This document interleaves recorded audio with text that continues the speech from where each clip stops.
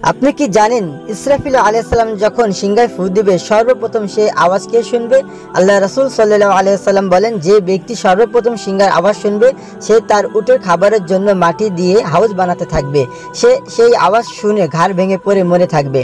তারপর সিংহার আওয়াজ ধীরে ধীরে এত তীব্রতা হতে থাকবে, মানুষ অসহ্য হয়ে ঘর হতে বের হয়ে আসবে।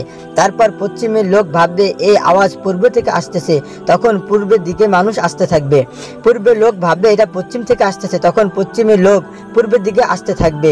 এভাবেই উত্তরের লোক দক্ষিণের দিকে যাবে এবং দক্ষিণের লোক উত্তরের দিকে আসবে। অবশেষে সমস্ত লোক একত্রিত হবে। তখন জমিন তার সমস্ত সম্পদকে বের করে দেবে। মানুষ সেই সম্পদ দেখে বলতে থাকবে, হায় আফসোস, এই সম্পদের জন্যই কি আমরা খুনাখুনি মারামারি করেছি। এবং সর্বশেষ সিংহার আওয়াজ আরো তীব্রতা হওয়ার কারণে সমস্ত মানুষ পড়ে মরে থাকবে। এই ধরনের ভিডিও যদি আপনি দেখতে পছন্দ করে থাকেন তাহলে অবশ্যই চ্যানেলটিকে সাবস্ক্রাইব করে রাখেন। আসসালামু আলাইকুম ওয়া রাহমাতুল্লাহ।